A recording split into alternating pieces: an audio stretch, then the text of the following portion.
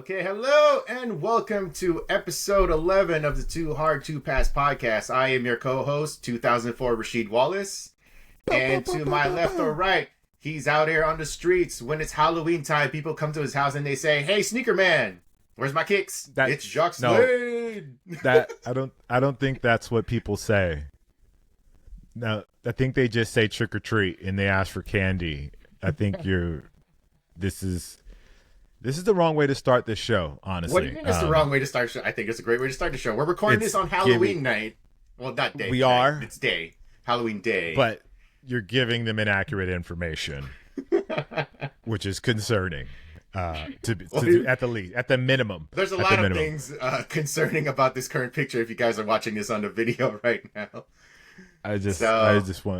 I want people to know that I had nothing to do with this. Okay, so people, I would just like you to aware. Since you were not aware, I just figured I'd just drop this on you, surprise you, and everything. We just recorded Hard Pass. I was dressed up normally, nothing. Yes, very innocuous, whatever. And then all of a sudden, we're about to record this podcast, and I'm just like, what happened? What happened? And so the man pops up in a New York Knicks jersey. It's not a Knicks jersey. It's a Pistons jersey. Is that a Pistons jersey? Oh, I can't really see. Yeah. It looks blue. Oh, there. Okay. Yeah. With a Pistons jersey. Yeah. He also has a wrestling belt for some reason and a headband.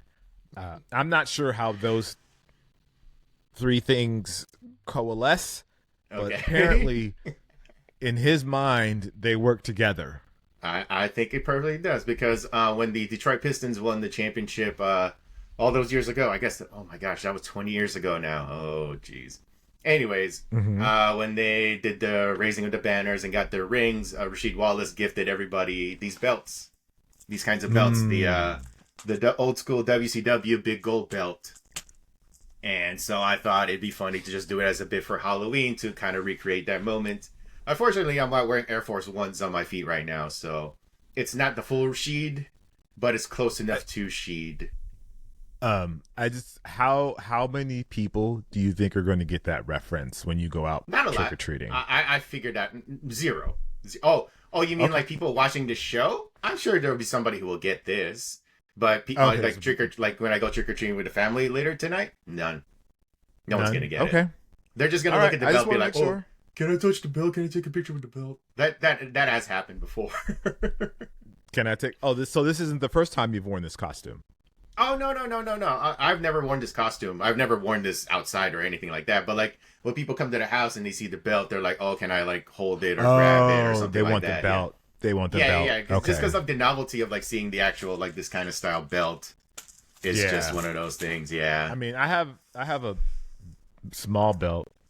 Yeah, I think, I've seen you take pictures with those for, like, your YouTube thumbnails. I think I've seen those. Yeah. So it's a small belt. It's not like yours. It's not cool as yours. But it's just one of those like weird, like, one-time purchases. Like, oh, I've never had one of those like, belts. So I figured like if I was gonna get one, I figured I'd get this one.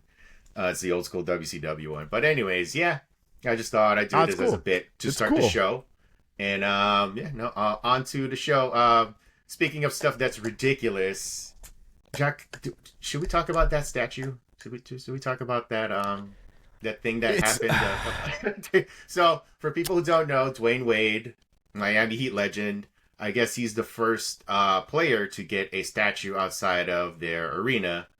And the ceremony, cool, very cool. Very nice. Very deserving. If somebody deserves a statue in Miami, it should be D Wade. It should be D Wade. Yes, and they unveiled the statue, and it looks interesting, unique, I think is the word that we like to use. I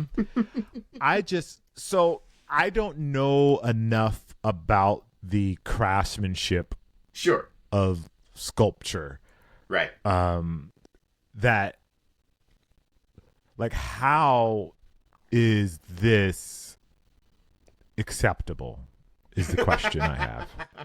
Right. How did this get through the approval process? Yeah, how did this get approved? Do I just not understand how hard it is to make a sculpture look like someone? Mm-hmm. Like, they have Dwyane Wade's face everywhere. Like, there's no way they like don't know what he looks like. Right. So for this to be released, you just go, wait, who? Like, it doesn't even resemble Dwayne Wade. Okay, I will push back on that. Okay, I'll push back down on a little bit. I think it does look like D Wade. It's just like an exaggerated version of D Wade.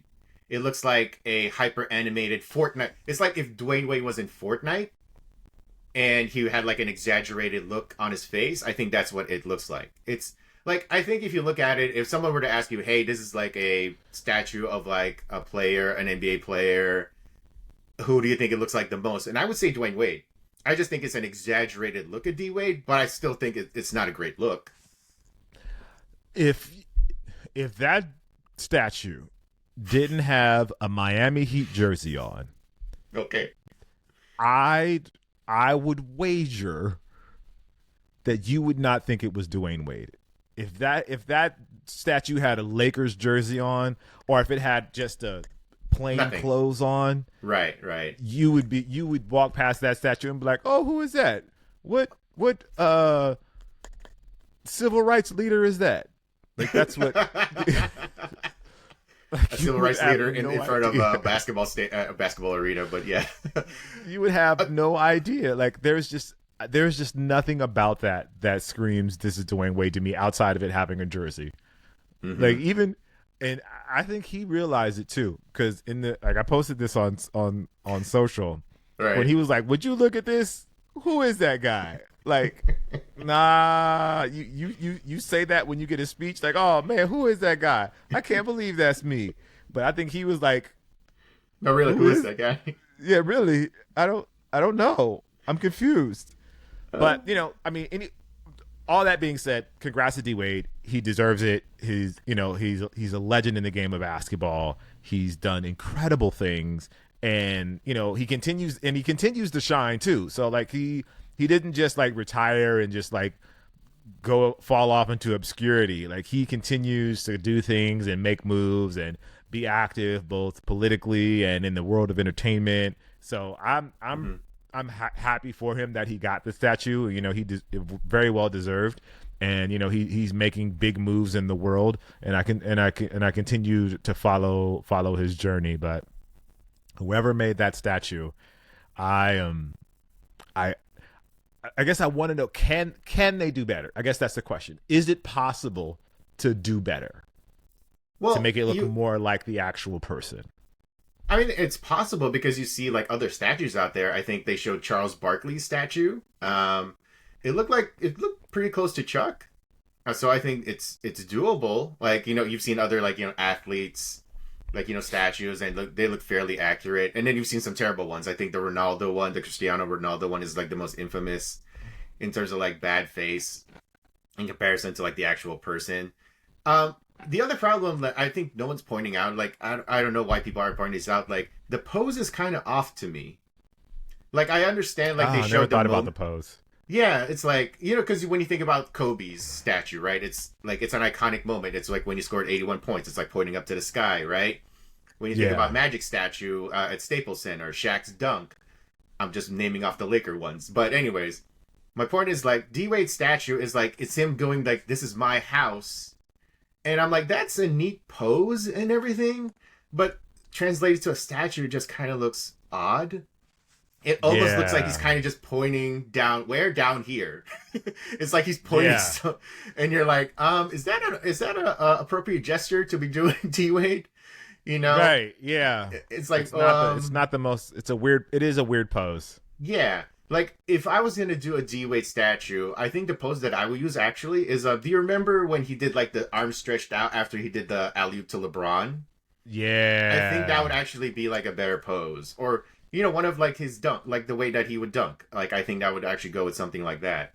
Like, this one, I understand why they did that, because it exemplifies, like, how much Miami means to D-Wade, Wade County, and all that stuff. Yeah. I just think it could have been a better pose. Something that's just less, I don't know. Like, it's an interesting pose. Like, that was the thing. That was the thing, is like, everybody was focused on the face, and I understand why people were focused on the face. But for me, the pose was actually the one that kind of got to me more than the actual, like, the face itself. So, I think it's not the most basketball pose. It's not Yeah, the that's most the other thing, basketball right? pose. I think that's It's the not- thing about it.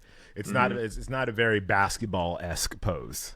Yeah, yeah. Like if he was just like popping the jersey or something like that, maybe that would have worked better. Yeah. That would have been a good moment too. Yeah, and I wonder, does Dwyane Wade have any say in? He says he did the pose. Oh, he did. Okay, I haven't watched. I haven't watched anything about it. I've just seen. He claims I've just that seen the images. He claims that he's like seen it through like when it was being built. So I'm assuming he would have like some sort of like input into how it looked. Okay. So okay. Well, and maybe he was okay with the face. I don't know. It's bizarre to me to think that he never saw the statue. Like people say, oh, you didn't see the statue before. I don't necessarily buy that, man. Like I think all of these athletes had like at least some sort of say into what their statue would look like or how it like kind of comes across, or they get to see something beforehand. Because I feel like it's going to become a meme, like Dwyane Wade's face and the statue's face of like the it's replacing the Ronaldo. Yeah, when you order Jordans off of Temu versus when you get Jordans from Nike. Like, it feels like. Oh man, it's not. This is supposed to be a celebration of D Wade's career. It turns out to be like something that's gonna live on for a lot of different reasons. Yeah. It's definitely meme worthy now. Absolutely. Who knows? Maybe that was the plan all along. D Wade is definitely one of those people who are terminally online, as we like to say. He is definitely someone who's very aware of his brand and how it's being presented. So it wouldn't shock me if there was a part of D Wade that was like, maybe he didn't expect this kind of reaction, but now that there is this kind of reaction, he's gonna play into it. I wouldn't shock me if like D Wade's gonna play into this moving forward. Yeah. I mean, so. It is what it is. It's out there now. Can't take it away. Can't take it away. Once the internet gets a hold of it, he can't back out now. Like, there's no way they can like go back and like change the face of the statue or anything like that. I don't think that's a situation that I think it would actually make it worse. Like, that's just not. I don't know. It's just wow. Live with it. Deal with it now. Yeah. And then like years down the line when no one cares anymore, the meme has died down. Just like sneakily replace it and no one notices. Like, oh, what happened? Like, yeah. Like in the off season, like, oh, we're doing construction on the stadium. Exactly. Put a new face on. We're remodeling like the Miami arena and everything. Like but you got to be like 10 years from now, at minimum 10 years from now. It's got 10 years. 10 years. 10 years is good. 10 years is a good. Yeah, when they're we're redoing the front, we're covering everything up. Oh, and we're also replacing Dwayne. Oh, yeah, that's going to be in the bottom. It's going to be in the disclosures. It'll be in the terms and conditions. It's like a tiny little bullet point at the end. It's like, oh, we're also replacing. Yeah, there's an asterisk. That's possible. Goodness gracious. Anyway. All right, so moving along, Jacques. So we've got some interesting news coming out of the sneaker world. It appears that Adidas and Kanye West are done. Like, done. Done. Yeah, it's like. Let me go read the thing so people don't. So according to Reuters, Adidas has reached an out-of-court settlement with rapper Ye to end all legal proceedings between them. The sportswear brand said on Tuesday, adding that no money changed hands in the agreement. There isn't any more open issues, and there is no money going either way, and we both move on. CEO Bjorn Golden told reporters on a conference call, declining to give further details of the deal. So, I guess that's it, but it's probably not over. Yeah. I think the court situation is over. Mm-hmm. I think that's what that says. I think that's all that says, really. Yeah. It's not that the relationship is over. I think that they're saying the court situation is done and no money exchanged hands in the court situation. But I do believe Adidas will still continue to pay him based on whatever Yeezys they have left or whatever product they have left. He'll still get his royalties. Mm-hmm. Of course, this has kind of led to both sides. Well, one side claiming victory for some reason. It's like, oh, yay, won again. And I'm like, won what? Nothing. This is more just like both sides just coming to the realization that there's no point to doing this. We're just going to like pay legal fees out the wahoo and just, there's no point. Like we're both kind of losing in this situation. So why not just end this and then anything else that were any entanglements that we have left, like you said, any royalties that they Adidas has to pay Kanye. Let's just leave it at that and go our merry ways. But yeah, and yet there are people on the internet claiming this is a victory for Kanye, and then you've got people who are not necessarily like fans of Adidas, but they're just like, why? What are you still? There's no victory to be had there. This is just like a thing. This is kind of just like, it's kind of like that D Wade thing where it's like it's just a bullet point at the end, like, oh, okay, well, it's done. We'll just Yeah, I think it's just that it's done. Shout out to Adidas and shout out to Kanye for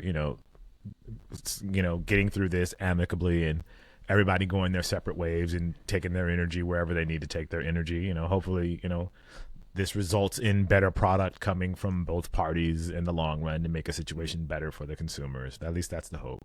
Yeah, I mean, this is about as mature as it's been since the whole mess started. Yeah. It was just like it was just like a little report on Reuters, and that's that. So moving forward, though, Jacques, like, what do you think Adidas does with the remaining Yeezys? Just sell them off, and then just after that, we'll never touch these again. We'll never retro these. We'll never even talk about these. It'll be kind of just like a phase to them. It's never even mentioned. Like, you know how like when we go to Nike, they're very proud of their history, right? We've seen like, different parts of like their history, like the Bill Bowermans and like the old van that sold like, the trainers out of the back of the van. Do you think like somewhere in Germany at the Adidas headquarters, do you think Kanye's still going to be a part of that? Do you think there's still going to be like a piece of it that's like, oh, here's Kanye or something like that? Or I don't do you think they just move on? I think that I don't think you can separate Kanye from Adidas at this point. I think he's always going to be a part of their histories. He's right. the impact that he had on the brand and the impact that he had on the culture of sneakers in general, I think is going to be felt for years to come. Right. As far as the legal part of it, I think they're separating ways, obviously, but if there's things that Kanye worked on that have yet to be released outside of the Yeezy line or things like that, I think anything else released from here on out will no longer have any Yeezy attribution, even if he was a part of that process or that design or that, color scheme or whatever. I do think he'll be removed from that aspect of it, but their business relationship will continue until that runs its course, and it'll just be basically it'd be on the low. It'd be like a secret. He'll be like a ghostwriter in a sense for things that they've already done. But here's the thing: whenever Adidas comes out with something new, everybody says, "Oh, that was designed by Ye. That was Ye had an influence in that. Oh, that's another win for Kanye." Every shoe that Adidas comes out for the next however many years is always going to be attributed to Kanye for some reason, whether it's the new Hardens, the new Fear of Gods, or whatever. It's like it's a meme at this point. Like anytime Adidas comes out with something new, it's like pay no attention to it. I think it's just obviously. a meme, and we can't pay. I think it's just a meme. And we can't pay any attention to it. There's no way we can't feed that animal, so to speak, because if we do that, then we'll never get anywhere, because people are because everything's Kanye according to some people, and nothing's Kanye according to others. So unless the brand gives us some sort of official oh, this is a Yeezy thing. I'm just like, all right, I get it. It's done. And the reality is like Adidas is in a good spot right now. Like we've talked about like how well it seems to be going for like their basketball division. Original seems to be doing well. So, and Kanye, I'll be honest, I haven't really kept up with the Kanye use for like the past however many months or a year at this point. So, but he seems to be laying low. So at this point, it's like, well, I think we've all finally moved on. And we should just kind of just get on with the business of doing what we do. Adidas is just going to do what they do. Kanye is going to do what they do. And as long as there's no more like talking back and forth, no one brings it up anymore. Kanye doesn't because any minute now, it wouldn't really surprise me if Kanye went on his Twitter or Instagram or Blue Sky or whatever Threads and just start talking Mastodon. about Mastodon. That's the other one. Right. Is it like Yay.Mastodon that whatever? But yeah, he goes on that and goes like on an epic rant at Adidas. Then it starts all over again. I'm just kind of hoping this is it. we don't have to deal with any of this stuff anymore. I'm just kind of hoping that we've kind of all moved on and it's actually over. But, you know, sometimes with Ye, like that song says, it's never over. I think it's done. I think Kanye and I think as far as the world can see, they're done. Business wise, they may have things that are still happening, but as far as like the public facing part of that relationship, I think that's completely over and done. Do you think we see any more footwear products from Kanye, like moving forward? Like, do you think that's inevitable at this point? Outside Like, of Adidas, you mean? oh no, I mean just in general, because you know he had like that sock thing, the $20 sock thing. Well, it was initially like, was it $200, but it became $20. Like, how soon do you think after this is over? Do you think we get like anything new from Kanye? Do you think it's impending, or is it like maybe we'll wait a couple months, years? You know, Kanye has been so absent from the public. And the Yeezy stuff did so well that there may be a confidence factor in bringing something out without having that Adidas engine behind him. Yep. That he'll be able to. I think the sock thing was a bit of a test to kind of test the waters to see how things felt. And it became very clear that without the Adidas marketing and the Adidas engine behind him, that his sway isn't as influential as it used to be. Right. And that's partly because of the music. Like, his music hasn't been the focus really anymore as it used to be. And the quality hasn't been there. The quality hasn't been there. He was riding the wave of his musical ambitions, and that really put him in a position to succeed in the world of footwear. So it'll be interesting to see where he goes, and how he approaches this next phase of his design mind. And he's, you know, another thing is he's older. You know, he might be moving on to something different. You know, we mature and things become less interesting to us, and our passion points evolve over time. So maybe his passion points are evolving, and it's no longer about fashion anymore. Maybe it's going back to music, or maybe it's interior decorating, or I don't know. Maybe he has political aspirations. Who knows? Oh boy, that last part. Just had to put that out there, just to keep the waters warm. Keep the waters warm. Oh lordy, yeah. All right. Well, anyways, moving on to yeah, that part was just kind of, oh man, that kind of took the wind out of my sails for that one. I don't know why. I think everybody knows just why. Get you up on game, baby. Trying to put you up on game. Absolutely. Well, anyways, moving on to more Adidas stuff. The Adidas Fear of God Basketball 2 made its debut a couple of nights ago. And it was kind of a shocker because no one really expected it, because it was teased by Jerry Lorenzo. It was teased by Jerry Lorenzo during like an interview he did with Complex. Complex or Bloomberg or whatever, but you know, and they briefly showed it. There was not really necessarily a clear shot of the sneaker. It was just like, oh, you kind of take a look at it, kind of, you know, but not like an actual up close shot.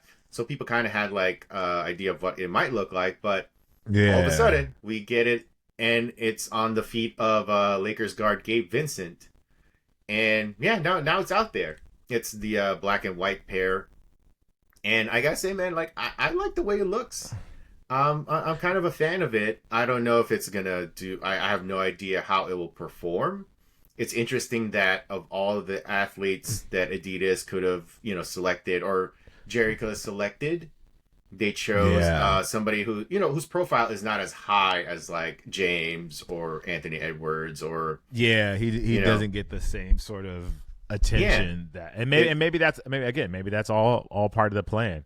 Maybe to kind of keep it low key and not let it be a big thing.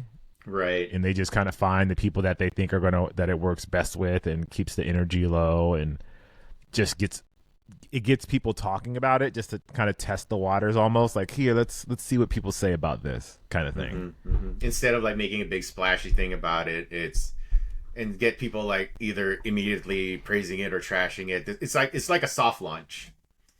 It's exactly. Oh, hey, a soft launch, and also people is like, okay, these are NBA worthy. They've been in an NBA game. Mm-hmm. just to get that out there, to get that narrative out there that it's already been played on NBA floors. So there's no Right. question about if it's a performance shoe or not, or if it's a lifestyle shoe. So I like the move, keeping it pretty chill, pretty quiet, Mm-hmm. and we'll see where it goes from here. Obviously, Fear of God and Adidas seem to be a bit at odds when it comes to Mm-hmm. stuff like this. So getting this to happen and giving the sneaker community a better glimpse of the shoe in context is a good thing. Yeah, and Fear of God is definitely like in an interesting position right now because of everybody's thoughts about it. Like, there was a lot of excitement for it when we first heard about the partnership between like Jerry and Adidas, but because of factors that, some of it beyond Jerry's Factors, control, yes. Yeah. the product just wasn't showing up in the cadence that people would kind of like to expect. It was just so Yeah. far and few in between, and the products were not necessarily inspiring. It was very samey. Like everything kind of had like a similar, very samey, like similar color palettes, Yeah, like that's a similar good way to put it. looks. Very samey. Yeah. Yeah, That's and it just kind of creates this impression that through no fault, I don't know how much Jerry would have to like say about it, but it kind of creates like this impression that there's nothing left in the tank for Jerry. It's like he's just coming out with the same stuff over and over. And so I don't know if it's like we're just kind of running out the clock here with Adidas, and maybe Jerry needs like a change of scenery so he could kind of get those creative juices flowing again to come up with something new. Or maybe, the two is something that can help them rebound and kind of, kick things back up again. So I'm just going to be very curious to see what the interest is and what the reception is to this for the public, and to see if they are going to start like, checking for Fear of Gods once again, at least on the footwear side. Like on the apparel side, I think it's still doing relatively well. Like I said, like we mentioned in the show before, we see Fear of God all everywhere. Like that's the thing. Yeah. We see essentials everywhere. I know You that's see not necessarily. essentials everywhere. Yeah. Yeah, that's necessarily Adidas or anything like that. But like Fear of God is everywhere. Like everywhere you go, you see somebody wearing a hoodie or a shirt or something like that. Yeah. And so I think Fear of God probably isn't going anywhere. Essentials definitely isn't going anywhere. It's just a matter of like whether this partnership with Adidas is something that's going to be worth continuing, depending on like what I the think reception is. I think it should be worth continuing. I would love to see them continue to make way and to continue to carve out a space for Fear of God. I think there's a potential for some really cool things with Fear of God and Adidas. They just have to stay on track. So that's I'm all for it. I just think they need to continue doing what they're doing and build some steam around it. But I really hope for the best with them. I would love to see them really do some incredible things, especially with the energy that Adidas has right now. Right, I would love exactly. to see it continue to grow. It would be almost of a shame to like to see, like you said, where Adidas is right now. It'd be almost a shame to see like Jerry go right when that chart, like that everything's going up right now for Adidas. Yeah. Yep. Yeah. If you were Jerry though, Jacques, like what would be your next step in terms of like with the sneaker, with the Fear of God 2? Do you think maybe giving it to like a higher profile Adidas athlete, or like in terms of like the release, how is it going to release? Like what would be like your next step in regards to Fear of God 2, the rollout? I think I honestly like the way that they're doing it, putting it on Gabe. Maybe he does it again, like there's whatever big event is coming up on the like entertainment scene. Maybe he gives it to somebody, not a super high A-lister, but a name that people know, a name that's going to get some attention, and shows it rocked in context on the lifestyle side. Because I think we know Fear of God more for lifestyle than we know them for performance. So getting that lifestyle look out there and just slowly build it. Don't rush it to market. We often find things get rushed to market so often. I think this is an opportunity for him to continually build. Adidas has been slowly building themselves, so maybe take a page out of their book of let's build this, give it some momentum, give it some energy, so when it finally does release, we do have the audience's attention and we have their engagement so that it can be something that's actually going to gain some traction. This might be the last chance for them, so they need to put their best foot forward. Right. So you would actually push it as also like a lifestyle product, because it does have yeah, because basketball shoes have kind of reached this point in the culture where people are fine with separating basketball shoes and like casual sneakers. Nobody really does I wear my basketball shoes off the court anymore. It's definitely like they definitely like buy products specifically for each purpose. So you're saying maybe do like push the Fear of God 2 as something that you can wear both on and off the court, like how athletes used to do back in the days, right? They would always say, I like my shoes being on and off the court. Like I like it that you can wear both on and off the court, and you're kind of just nodding for like, yeah, sure, okay, right. But you feel like the way that the Fear of God 2 looks, it could be one of those rare exceptions that could pass off as a lifestyle sneaker as well. Yeah, I think it's been styled. If it's styled correctly, and Jerry has the capacity obviously to style something in a certain way that you don't necessarily get with other signature shoes. In a sense, I don't know if you call this a signature shoe. I guess this would be a what category would this fall in? It's not a signature shoe. It's not a collab, but it's not a. Is it? It's their flagship. It's kind of like their Air Jordans. It's like the flagship product. Yeah. The Adidas Fear of God flagship. Let's call it. Their flagship sneaker. So seeing, Jerry has I would say a style sensitivity, obviously, with everything that he creates. I think there is a lifestyle aspect to all of it. Even with the ones that he did with Nike, there felt like there was a very big lifestyle sort of portion to it. And now that fashion itself is evolving and people are wearing baggier things and it's not as like tight fitting, it gives room for people to play with colors and sizes and shapes and textures a little bit more. And Jerry seems to be really great at that, especially when it comes to like oversizing and bagging and getting a certain cut. So I think with this shoe, I imagine he still had all of that in mind when creating a performance basketball shoe. So I would love to see him continue in that lane and really just building the momentum for the shoe, not rushing it out and saying here it is, but building the momentum, letting people get excited about it. Yeah, definitely. I think that's definitely a good move.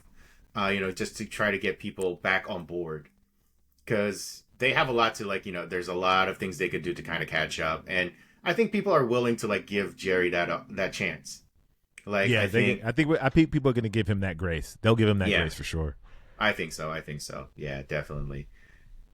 Well, so let's just hope for the best. I mean, that's all we can really do at this point. Is we don't necessarily like to see these people from our generation fail.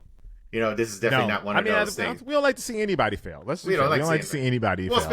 I feel like, well, yes, of course, we don't like to see people fail, but I feel like just because of when we grew up, when we were coming up, in this area of the culture and everything, it always makes me happy when I see somebody who was within our age range do well. Right. And there's a weird connection. I wouldn't say weird, but there's definitely a connection where it's when I see somebody succeed, I'm like, yes, good for them, right? Yeah. And, there's definitely a little bit more of a connection to me, at least personally. When I see somebody of our age group, so that's why when I see Jerry out there and do well, I'm like, oh, cool. It was part of that era, that early 2010s era. When you see dudes like that do well, I'm like, yeah, good for him, man. Good for him. So that's why I'm kind of rooting for Adidas, this thing with Adidas to kind of get better. And even if it doesn't, if he finds his way somewhere outside, then that's good for him too. I just don't necessarily want to see somebody kind of fall off and not just kind of fall into the ether and nobody ever hears from them again, so. Yeah, we definitely have a certain affinity for the designers of our generation, the Don C's, the Virgils, the Jerry Lorenzos, and everyone kind of in the J-Tips and Jound and all of those people that kind of came up in our generation. We want to see them cook. And really, we talked about this a little bit on Hard Pass last week or maybe a couple weeks ago, to see them reach that icon status where they become household names and they're bigger than the sneaker culture, which Jerry, to be fair, I think he is.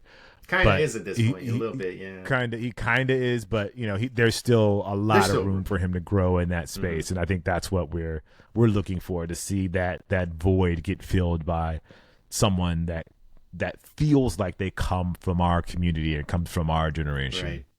It's almost like if we ever it'd be great, like someday, years down the line, we go to like an outlet store and we see like Fear of God Essentials, and it's like like that's when they've made it.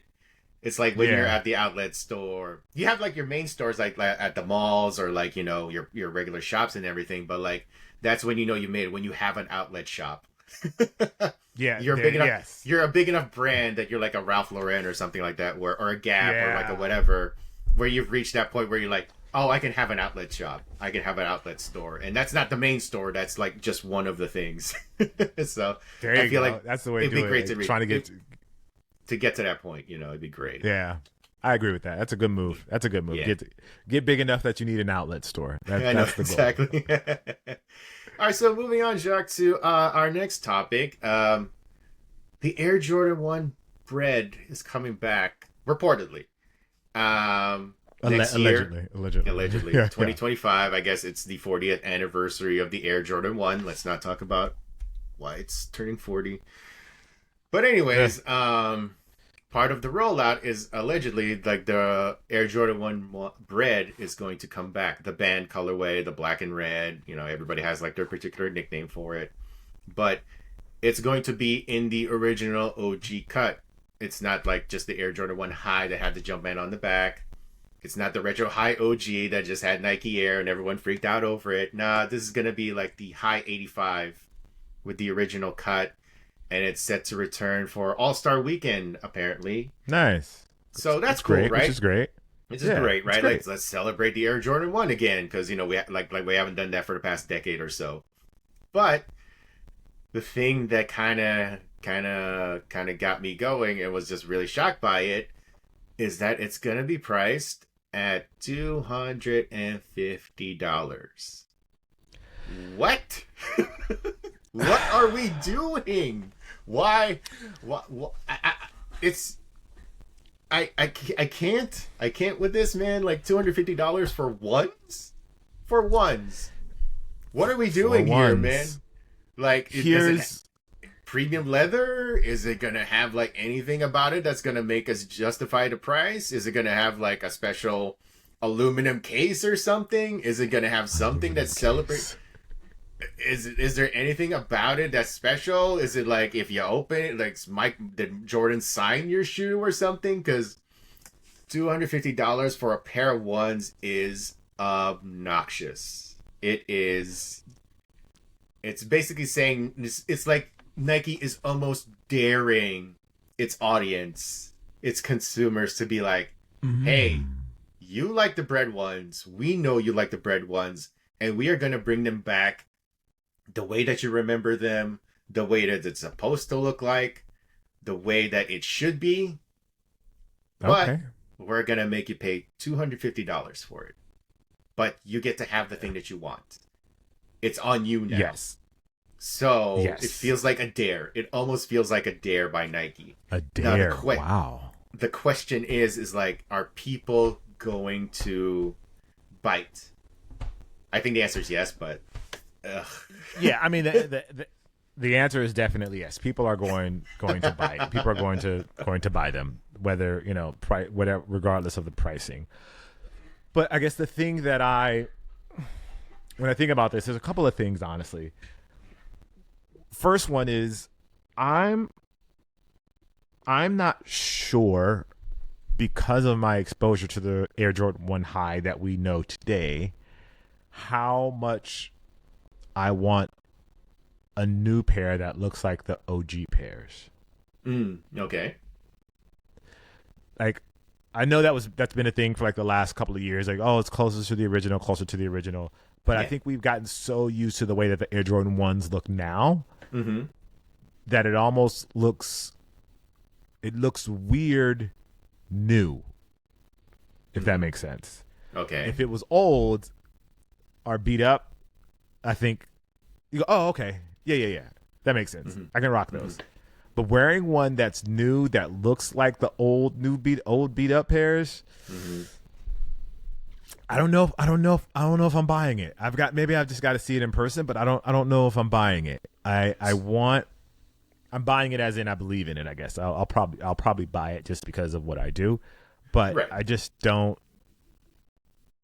I'm not sold yet, I guess, Go ahead. What you're trying are you trying to get at is like we've gotten so used to what the Air Jordan 1 looks now. Like the particular shape, the way that it's cut.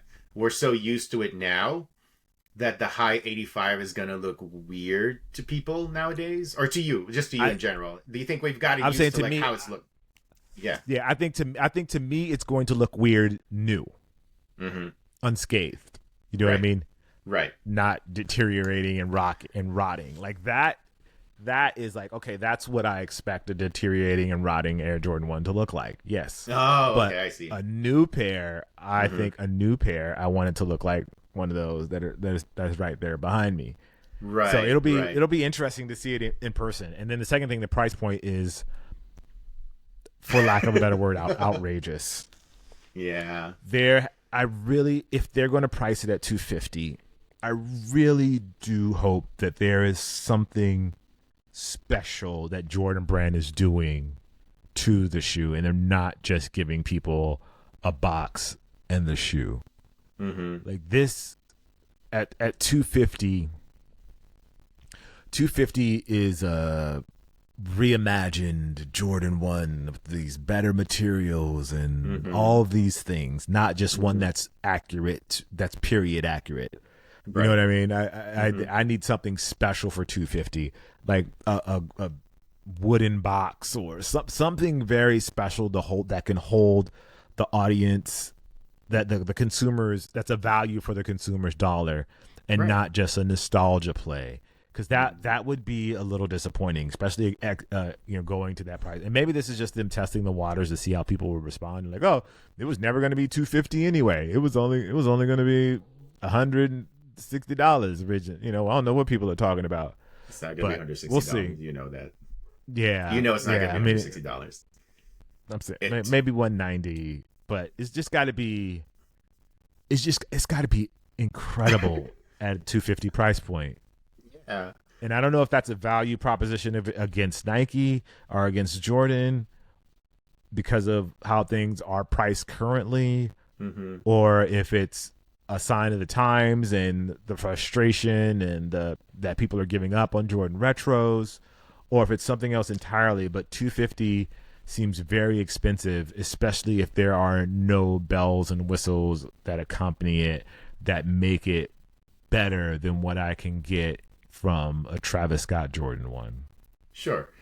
And we can accept $250 if it was special.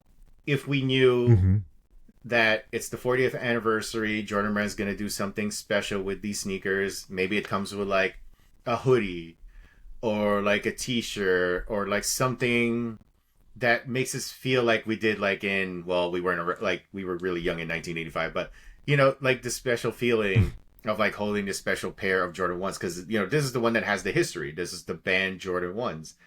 Like, play to that history, make it like we can accept it for this particular pair if it's $250.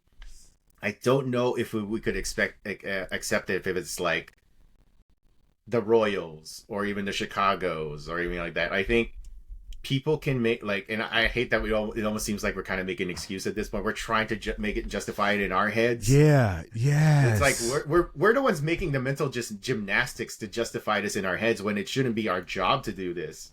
It should be Nike's job to sell us on this being $250, but there's a level of like maybe arrogance, maybe like hubris or something on Nike's part that they're like, yo, we can just drop this $250 and people will buy this because blah, blah, blah, 40th anniversary, blah, blah, blah, Jordan 1 bread. Yeah. And it's going to be like, it can't be that. And it can't be that, man. Like, it's almost like I almost want to like take back everything that we said previously and just be like, no, yo, you sell it to us. You try to justify it to us, not we try to justify it to ourselves that we should buy this. Right. Like, I understand That's why a good you way would to look buy at it. I understand why you would want to buy it because, for academic reasons, because this is Right. part of like the job. The job, this work, And research, the whole thing. Yeah. yeah, exactly. Like, I would want to buy a pair because, well, to be honest, I can't even remember the last time I had a pair of Bread Ones, just because of like whatever. But to the regular consumer, to like someone who's just like someone who doesn't really pay attention to this, but like just has a love of like Jordans, they're like, 250. What? What's in it for me? Besides the fact that I get to give Nike $250 plus tax. Let's not forget that. Plus tax. Yes. It's like Nike needs to do a job, and like I'm not rooting for this to fail. Like I'm not rooting for anything to fail. We just talked about this earlier.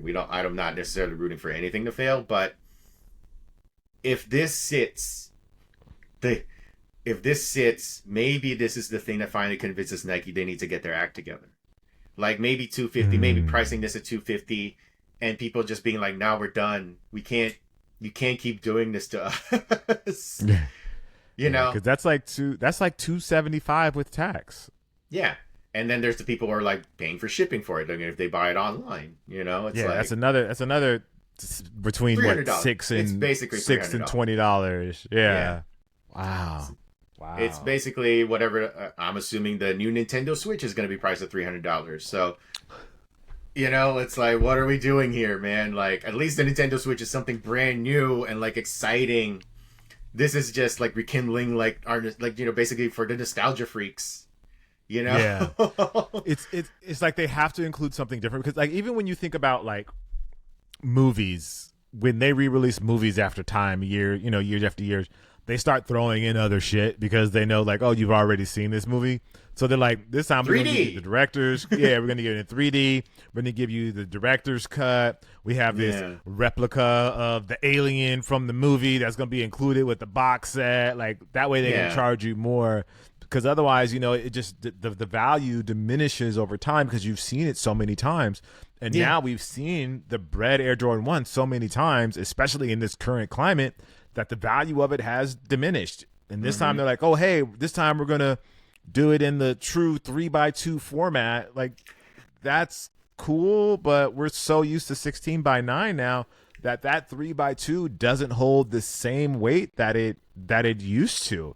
Yeah. So to see it priced exorbitantly, I'm just not sure I'm ready to buy in yet. And again, I'm as big of a Jordan fan as anybody out there. So it'll be interesting to see. Okay, so if you didn't have this gig, if we were just like regular consumers, you see this on the store, you see it for $250, are you buying it? Not a chance. Yeah, not a chance, right? Not a chance. I would have to have. See, it's hard for me to say it because I have so much bias, because I have so many sneakers at this point. So I'm thinking as a regular. I'm trying to think as a regular consumer, and I walk into a store and see it for $300. Yeah, right. That's a really tough one.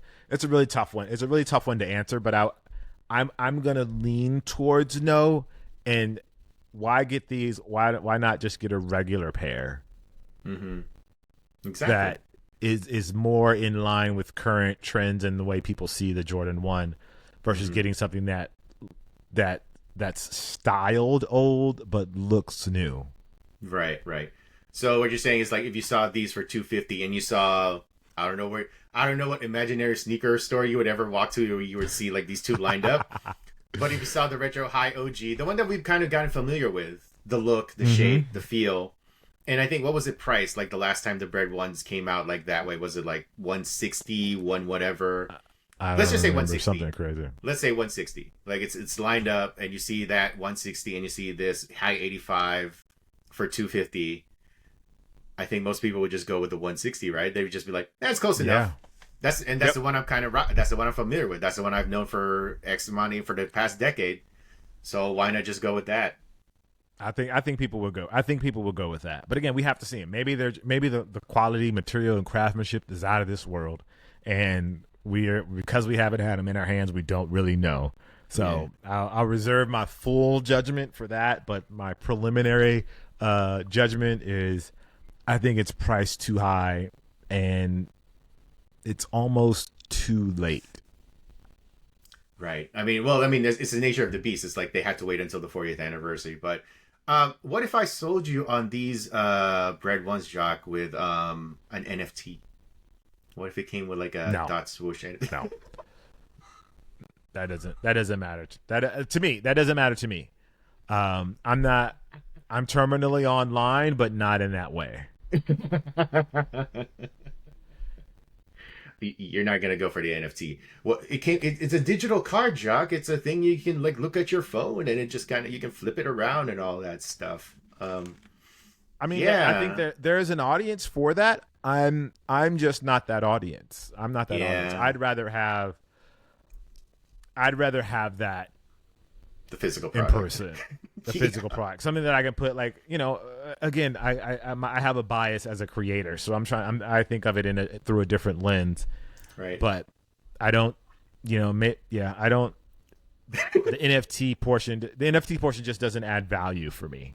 No, it shouldn't really add to a lot of people, but yeah. Yeah. All right. Well, that was a good talk. Good talk. I feel like we got a lot of things out of our system with that one. I feel like we got a lot of like a lot of like, I don't know, I want to say frustration, but like just we kind of got a lot of that shock out of our system, and now we can kind of just move on and kind of just see and hope for the best with that one. All right, well, Jacques, so good episode of the show, episode 11. But before we go, we always like to do our Sneaker Mount Rush. It's Sneaker Mount Rushmore plus time. Yes.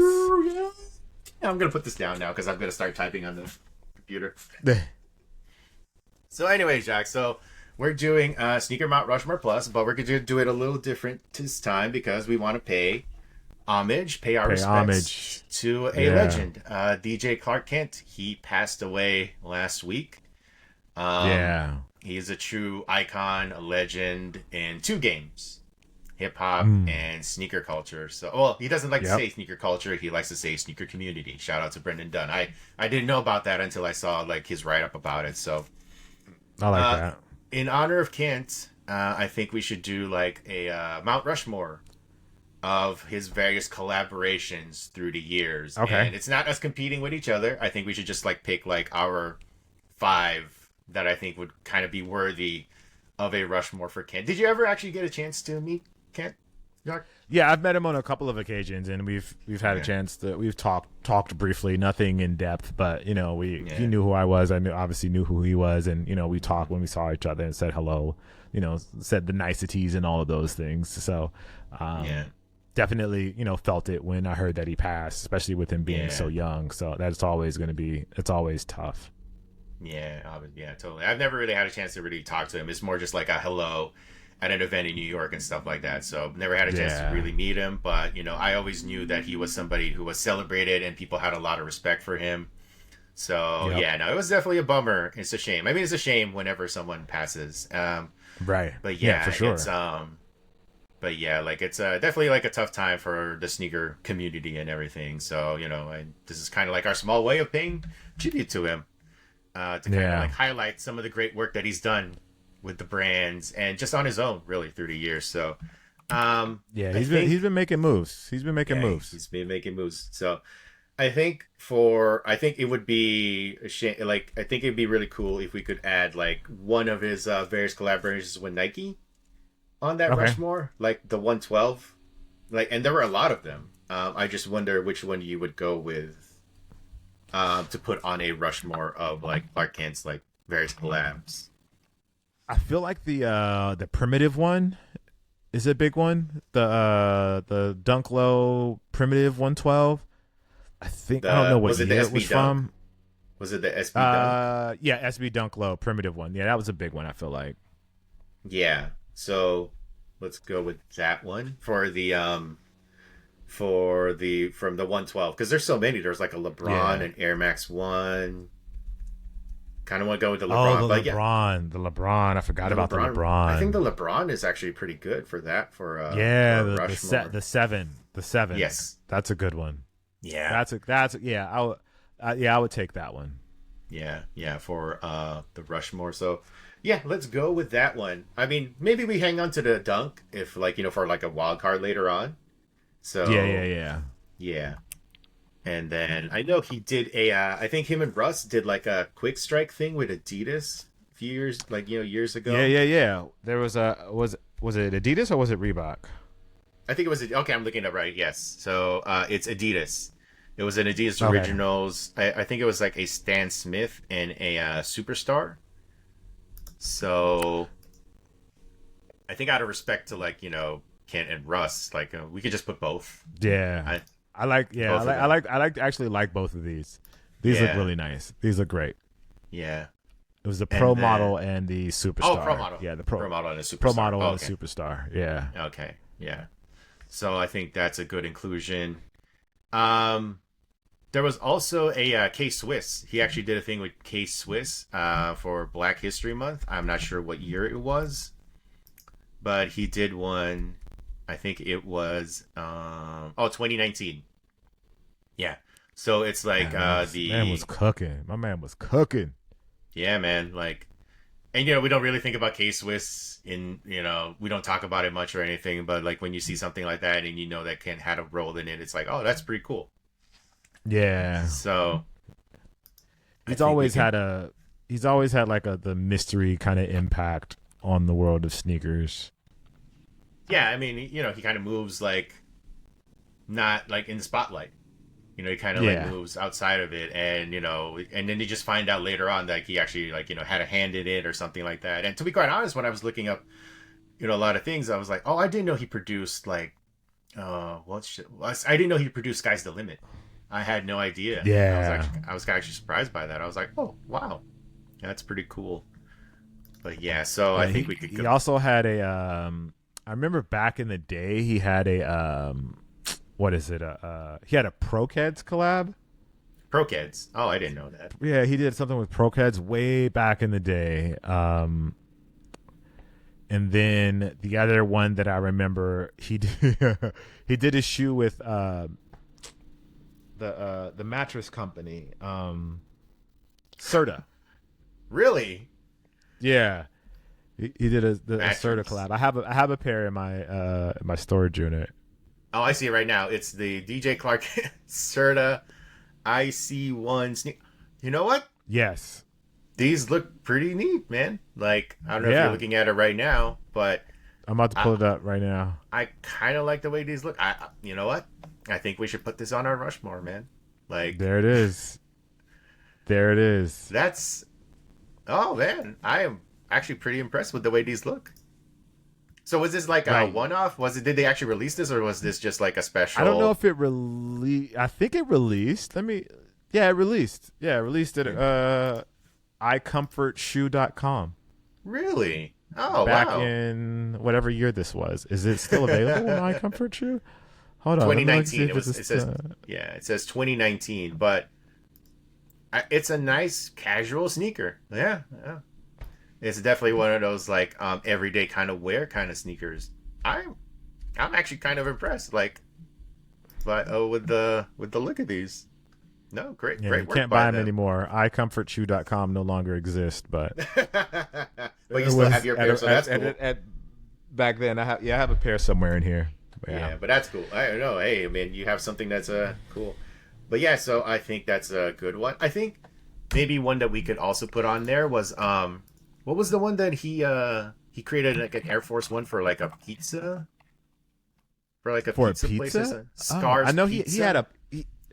It's called Scars. I know he had Pizza. like an East and West one, and then he had he had a really colorful one too. Yeah. It's called it's a Friends and Family. It's for Scars Pizza. Yeah, it's got like Nick's. Oh yeah, this was what like last year or 2 years ago, something like that. Yeah, I think it was like fairly recent. But yeah, like it was pretty exclusive though. Yeah. So, but considering like how people were excited for these, I think this would be like a worthy inclusion into the Rushmore. I think. Yeah, I think so. Yeah. Oh, it says 2021. 2021. Okay. Well, they were in the Sotheby's auction in 2021, so they must have come out before then. Okay. Yeah. So I think that's so we have the Nike, the 112, the Adidas Quick Strike stuff, the K Swiss, the Serta, the mattress sneaker, which I would say is probably like the biggest upset pick. But, definitely very worth it. For sure. Unexpected, but, I'm like, you learn something new every day. Yeah. And let's this rock one. with it. We rock with it. Yeah. No, so, and this one, this Scars Pizza Nike Air Force One, I think that's a pretty cool Rushmore. That's a good list. That's a good list. Big shout out to DJ Clark Kent. Sorry to see you go, bro. Yeah, God's favorite DJ. Obviously praying for your family. Yes. We appreciate what you've done for the sneaker culture, and like your legend lives on through us. Oh yeah, man. Yeah. We'll keep the memory going, man. We'll keep the memory going. So absolutely. All right. Word up. Yes. So that was it for episode 11 of the Too Hard to Pass podcast. I am your co-host Rasheed Wallace. No, not really. I am Juan Martinez at Easyville. Find me on the social. I know. You were shocked, right? When we first logged on, you were like, "Is that Rasheed Wallace?" What? Yeah. What? For a moment there, I was like, "Woo, damn, Rasheed's co-hosting now." Anyway, Ball don't lie. Ball don't lie. Ball don't lie. I'm Jacques Slade, aka Cousteau. You can find me all over the internet at Kustoo. I don't have a belt or jersey. The champ is here. Or a headband to wear, and I'll spare you guys the imagery that's happening right now. Thanks for listening, watching, rate, review, all of those things. I apologize for what you guys been saying this whole episode. All right, we'll see you guys next time. All right, peace.